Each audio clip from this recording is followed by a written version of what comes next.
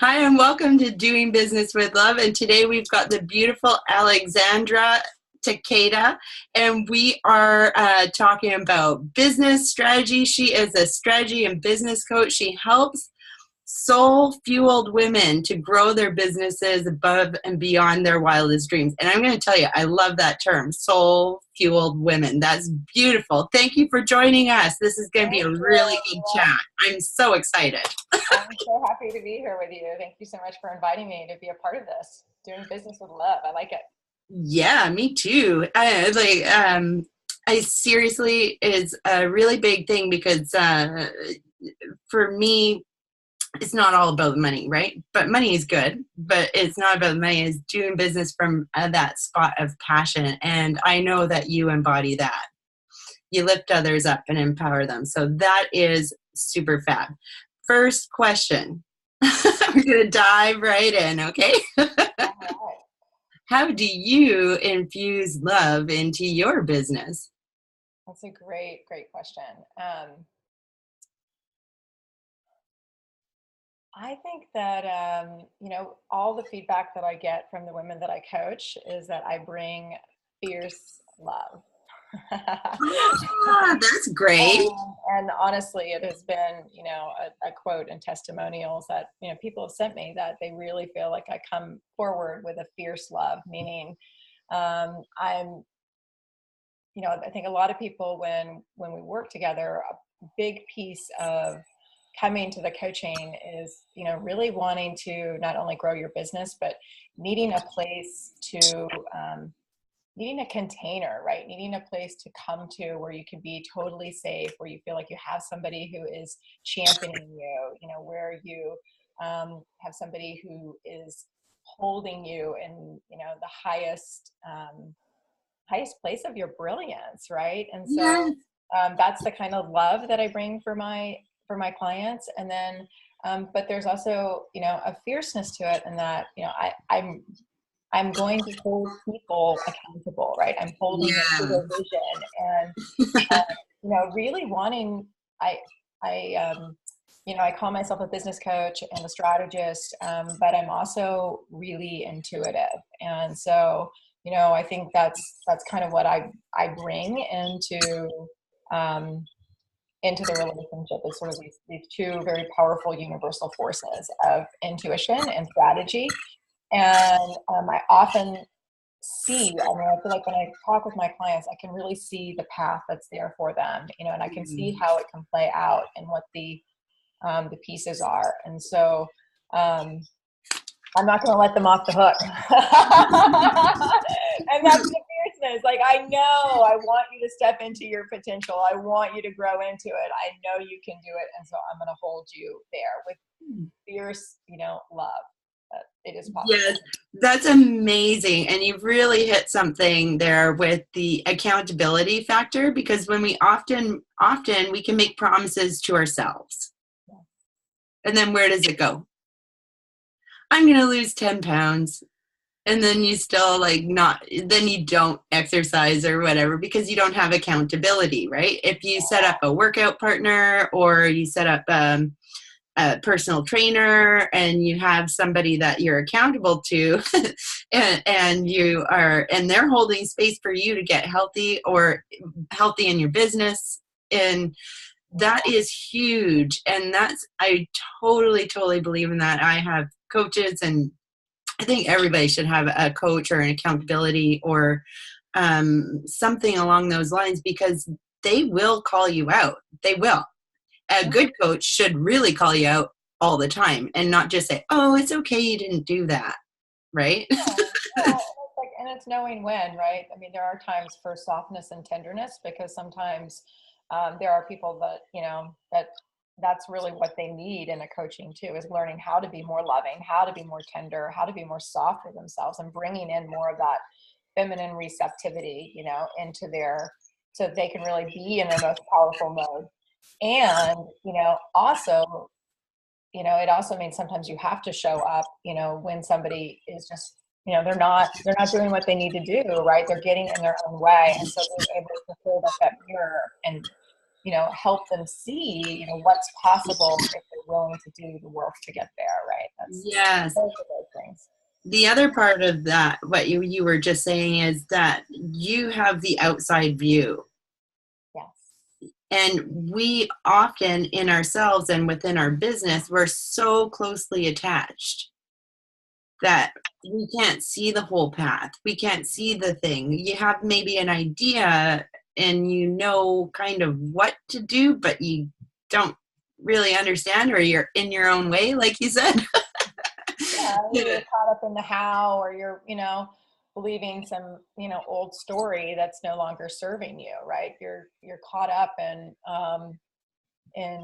something that you remember from a long time ago, and that some sort of fear that's up for you. That's really, actually has no basis in reality, right? So it's so helpful to have somebody who's part of your counsel, like you said, part of your accountability, and the container to come to where you can be, where you can feel really safe, and you can feel really, you can show up with all of you, right? All of the beautiful pieces, right? And be also completely vulnerable, right? To I call it, what you're afraid of. And so you can get rid of it and move on.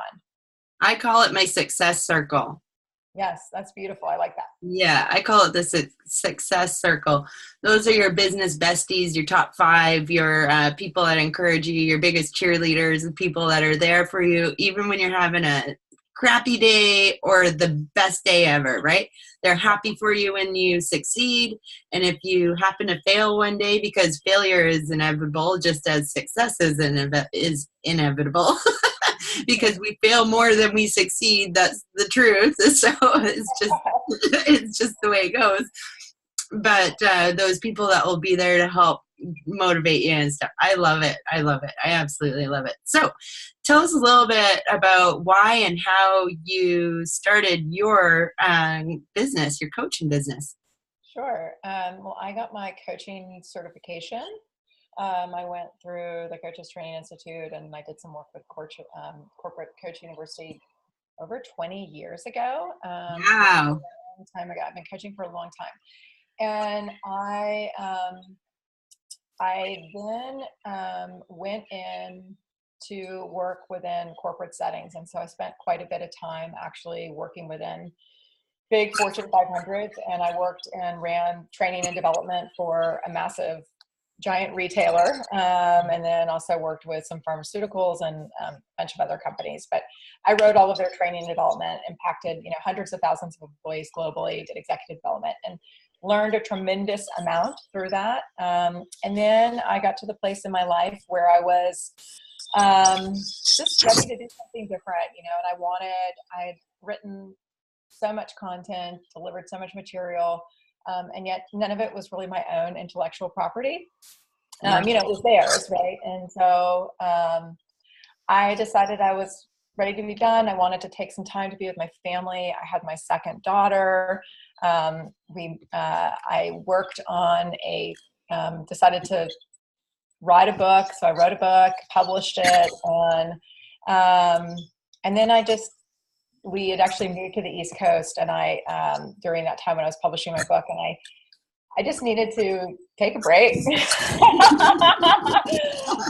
lot, and I just needed to kind of take a break and like ground in with my family, and so I did that for a couple years, and then I was like, okay, I'm ready to go back, and I think that was an interesting point in my life. I really felt like,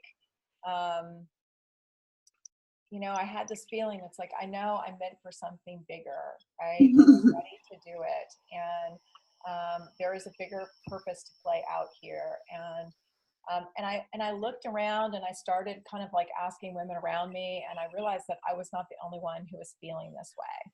And that there was, a whole community of women who were ready to step into their potential and were ready to feel lit up and awake and alive and on fire with their purpose, right? Yeah. And so I was like, okay, I have to go back and do this work.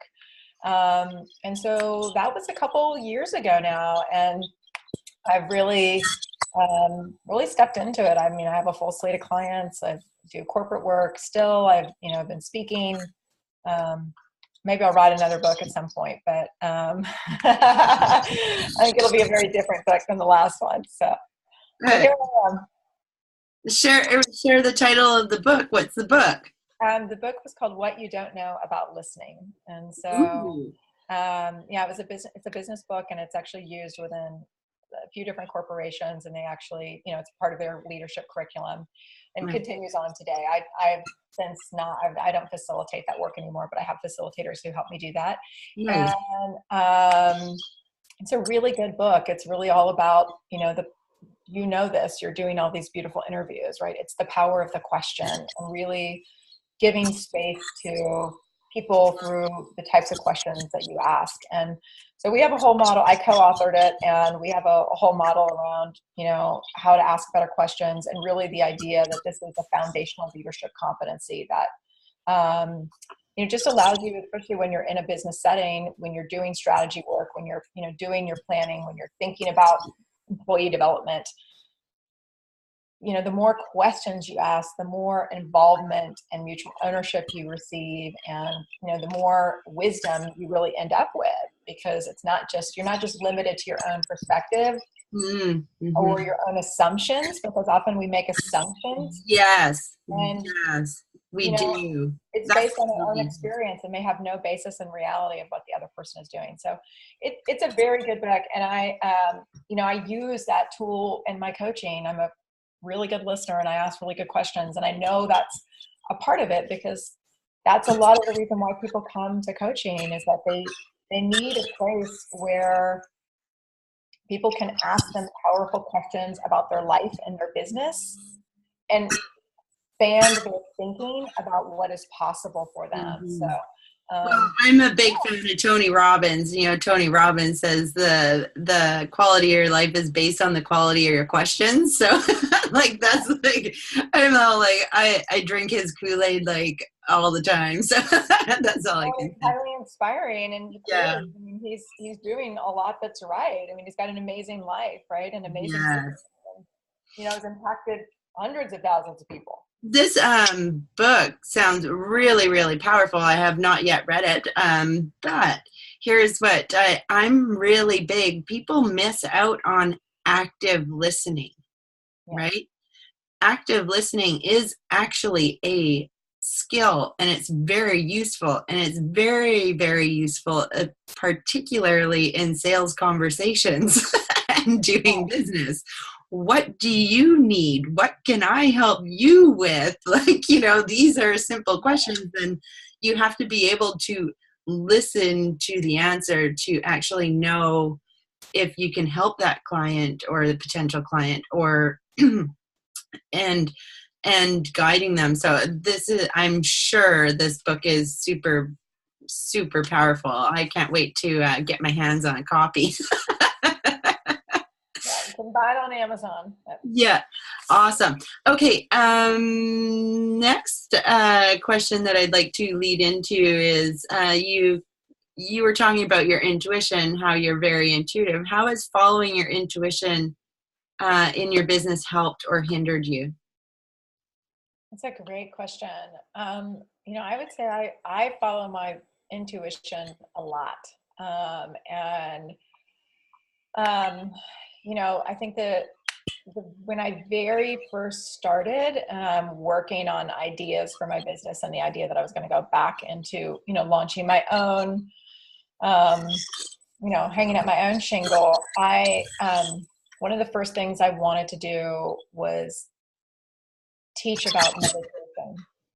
And so I started writing meditations and then recording them. And the first one I ever wrote was all about this idea of meeting your future self.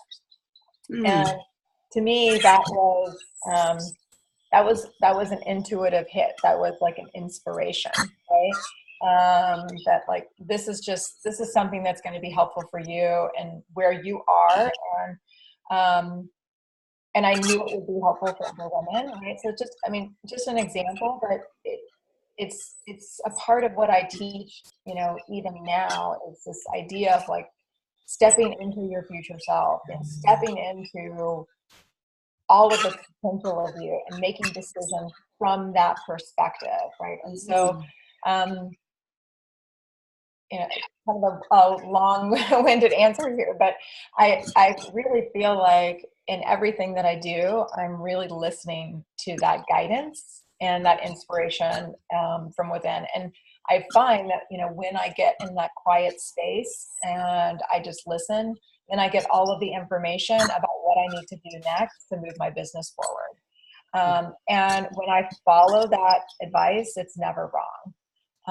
When I don't follow it, Yes. you know, then I generally find I get into that place of frustration because it's almost like I'm not allowing myself to really expand into what's possible. And so then you feel the rub of that, right? You're stuck here and you want to go here and you're actually already here, but you're only allowing yourself to be here. And so it's bridging that gap.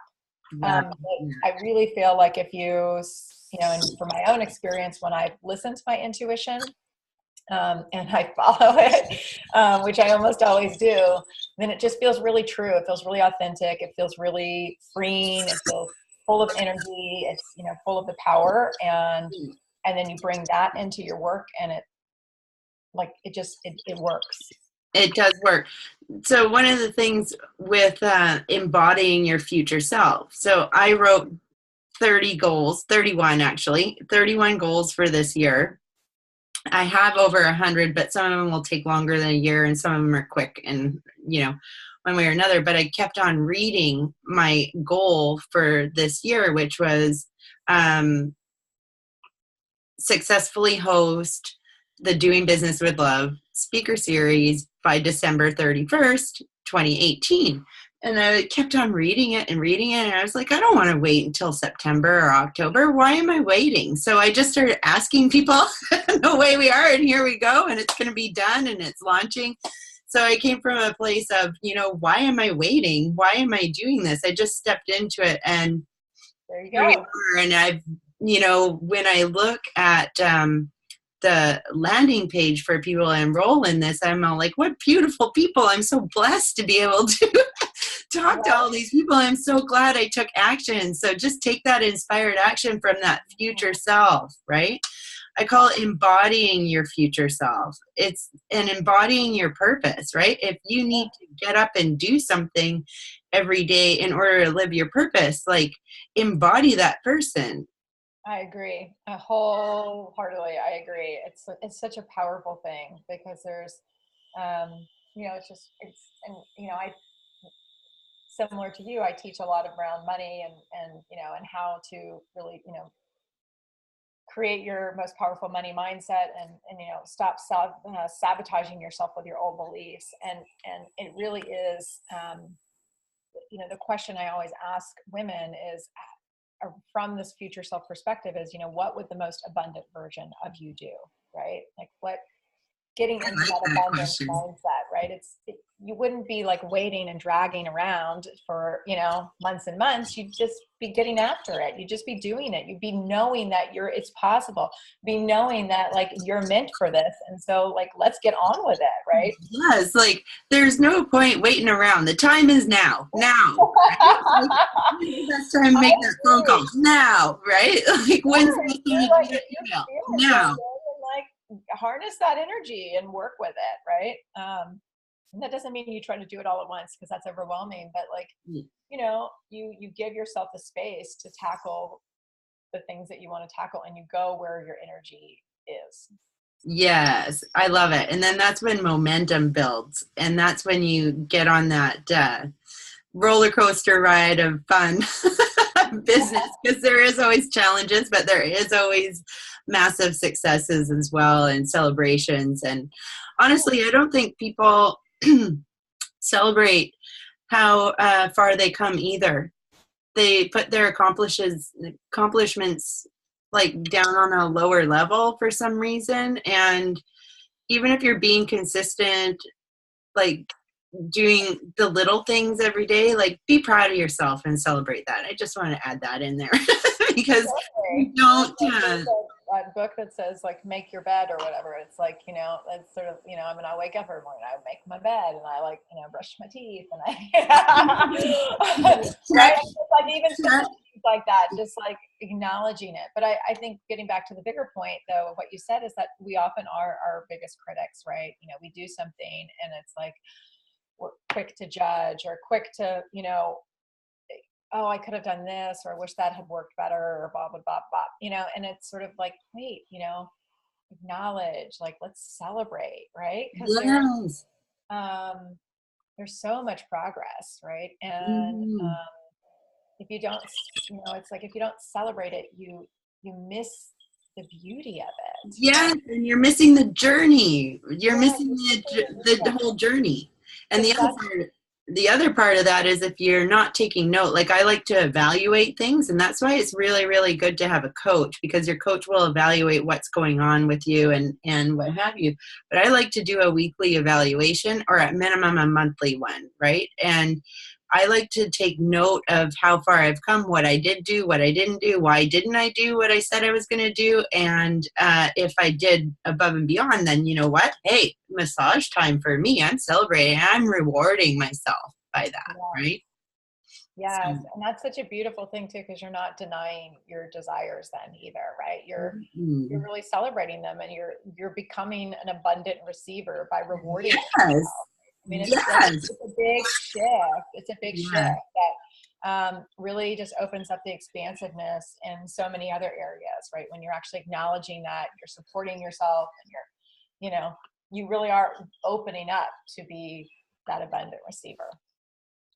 Okay, so I want to ask you a little bit about because you talk about money and all of those things. How can we be more expansive and open to maybe allowing more money into our lives?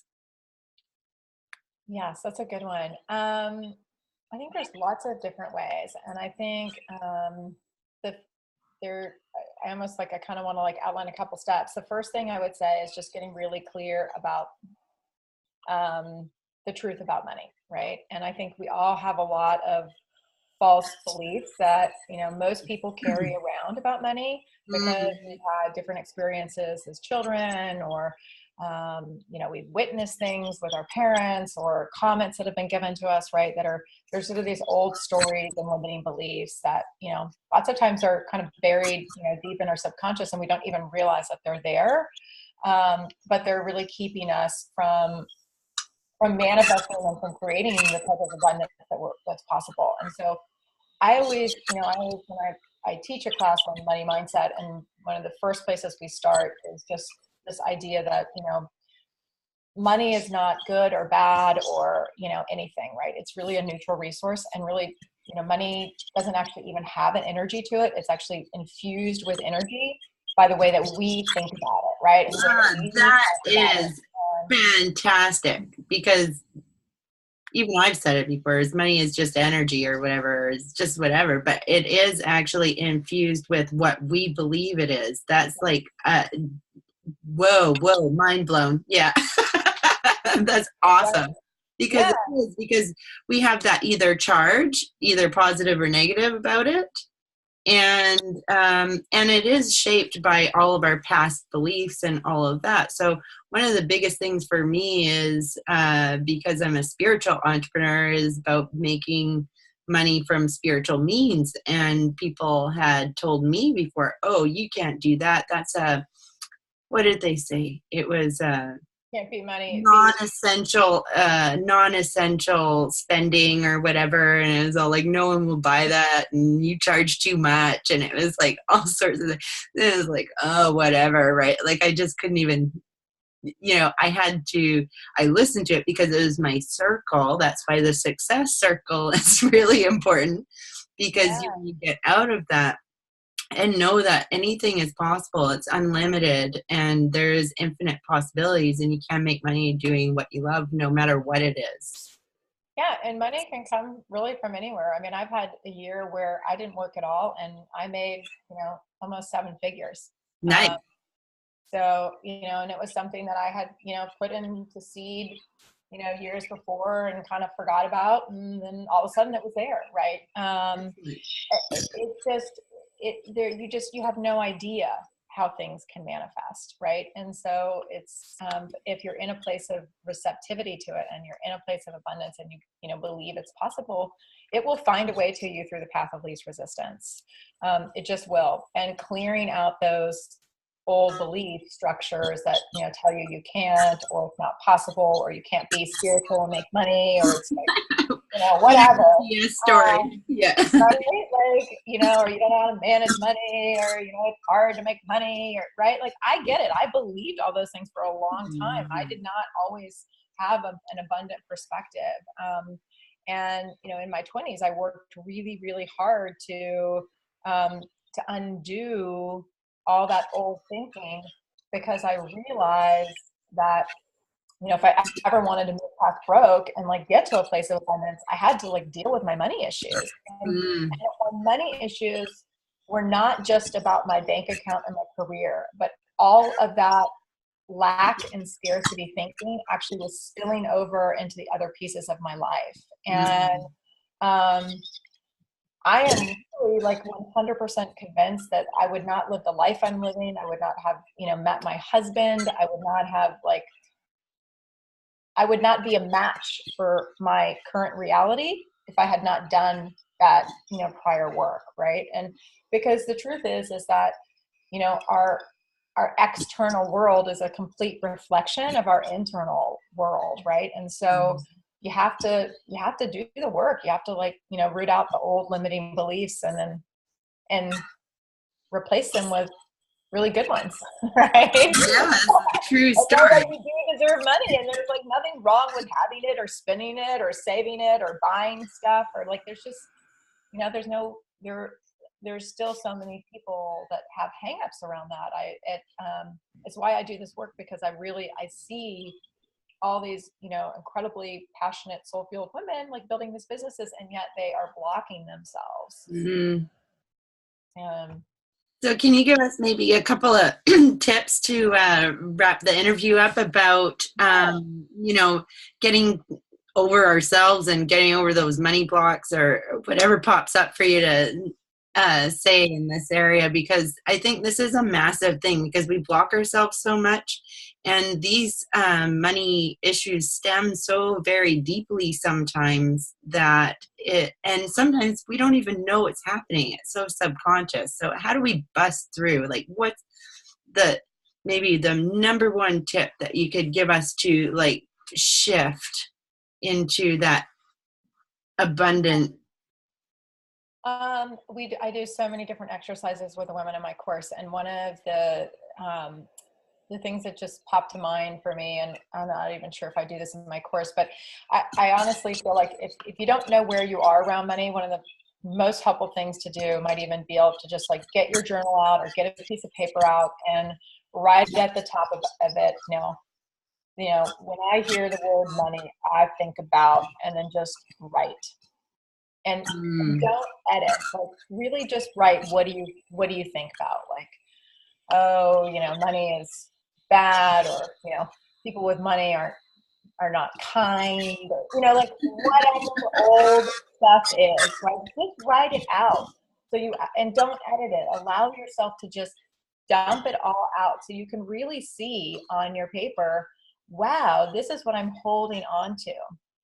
And then from there, you know, you can pick a couple of those things and work on actually reframing them, you know, really figure out like, okay, what does this mean for me? You know, what's the fear that I'm holding around this for me? And then, you know, take yourself through a reframing exercise. Like, you know, what's the new belief that you want to hold, right? And that you will believe in, right? And so it's got to be something that you can actually believe, right? Because yeah, that's the way the universe works, right? It's not going to be responding to just the flat words, but actually the emotion behind it.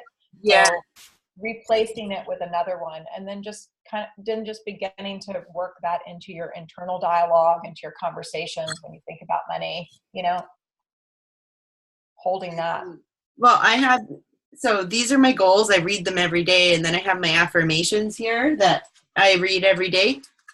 And they are really, like, I want to say that they have to be emotionally charged, because if you think about it, and if you think back to a time when maybe you're really broke, or maybe you're there right now and you're really pissed off that you don't have money in your bank account and you're worried about the bills and whatever, if you just say money flows easily and frequently to me, it feels like it's not real, right?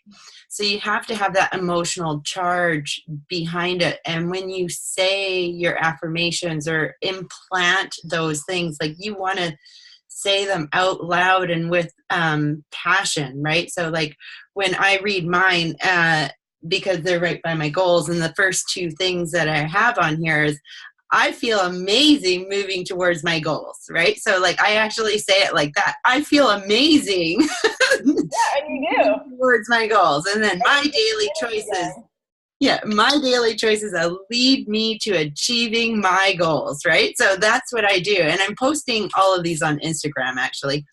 But I keep on, one of my favorites is nothing tastes as good as a healthy body feels.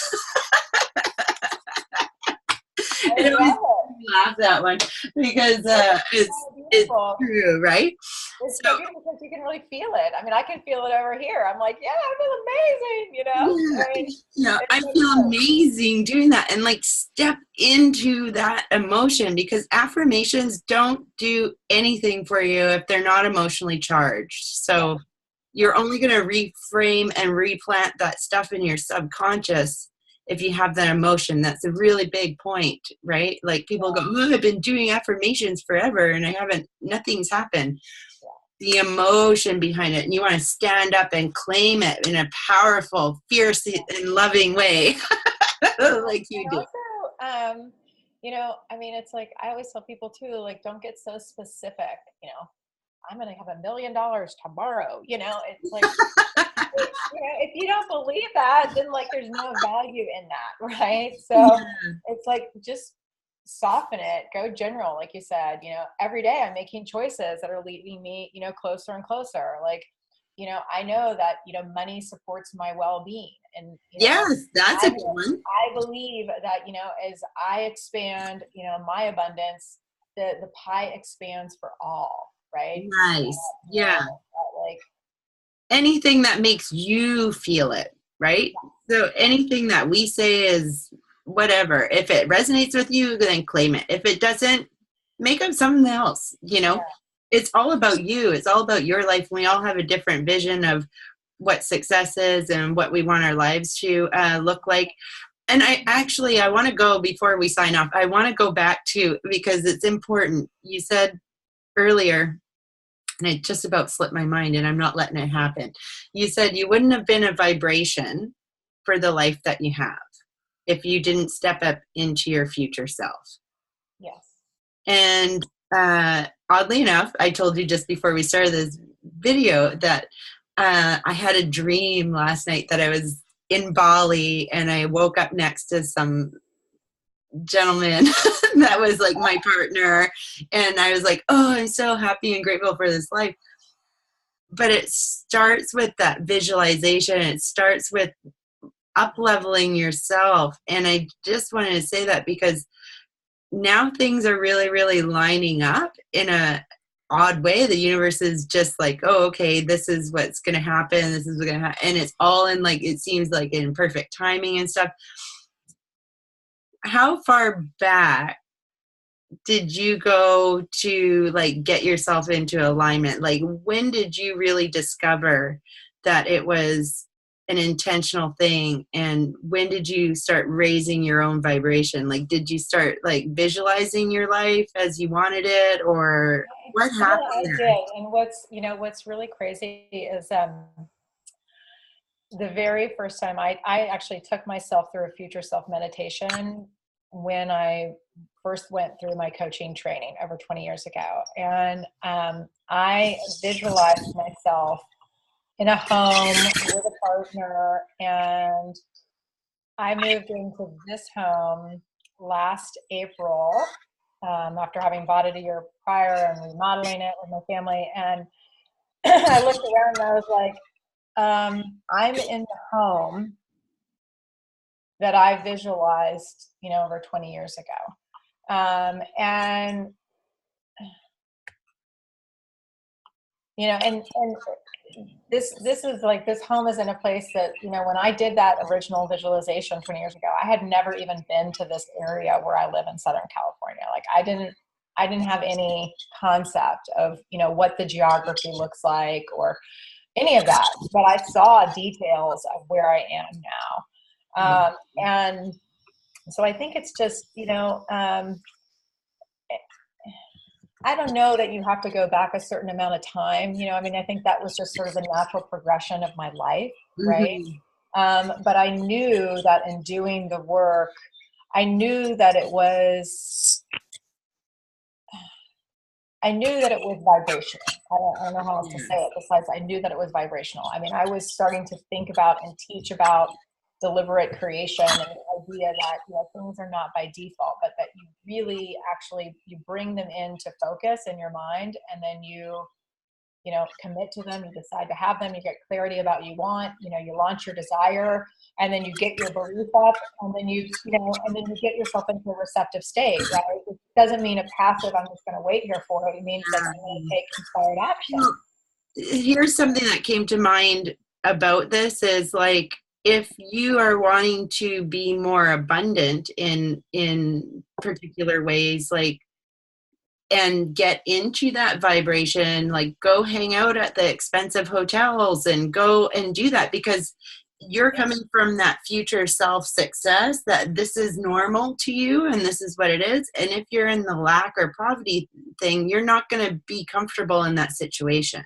right? Yeah, no, I tell people that all the time. If you're looking to go buy a new car, like saying, it's not like giving the affirmation, I'm going to have a new car. It's like, what you want to do is actually get yourself into the feeling, the pleasure of that car, right? Smell the new car seats and feel it. Go test drive it, right? Go test drive it, and like imagine your hair blowing in the wind, and, like, the wind goes up, and you're right, like that's what you want. Yeah, I'm totally like one of those dancing drivers, and I'm all like, whoop, whoop, yeah.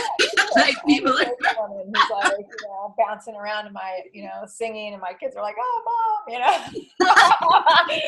but it's fun, right? And it's, and that's what you want, right? You got to get into that energy and that, and seeing it and believing it for yourself and like really getting into it. I had a moment just the other day where I'd been, I wrote another meditation called Call in Abundance, and it's about allowing in money, and it's really powerful. I've had people as far as Australia and Europe, and I've had probably over 1,000 people listen to this meditation, and people who've written me back that they've won the lottery, or they've manifested $40,000, or they've like completely changed their lives, things like that. But it's I wrote it as an energy activation. And it really is like it takes you on a ride and gets you into this really beautiful space and of abundance. And, when I first wrote that, I remember having a moment where I was imagining myself, visualizing myself at my office, doing some of the work I'm doing, and having a couple, big projects like come through, and, and just manifesting itself. And just last week, I had that moment where, in my visualization, I imagined myself here going like, woo, and like, oh, yes. Yes, it happened. Like it is. Yes, woo. Yeah. Last week, I was sitting at my desk going, yes, it happened. It was an exact replica of what I had visualized. And that's amazing. And that's how it works. That's amazing. How it works, right? It's like you visualize it, you get into the energy of it, you get into the belief of it, you feel that, and then you let it be, right? Awesome. That's so wonderful. So how can people find you? They can go. And how do we get those meditations? Yes, there's lots of free meditations on my website. So I really encourage people to go get them because they're amazing, and I love to give them. So my website is alexandrataketa.com, and it's ALEXANDRATAKETA.com. So awesome. alexandrataketa.com. So Thank you so much for being a part of this journey, and I know that people will really, really enjoy this interview. Thank you so much. It's so lovely to be with you, and thank you for having me and for all that you're doing with, doing business with love. It's really, really inspiring. So, oh, thank you so much. The gratitude fest. The love fest. Anyways, okay, thanks, and I'll see you on the next video. And thanks. We'll see you soon.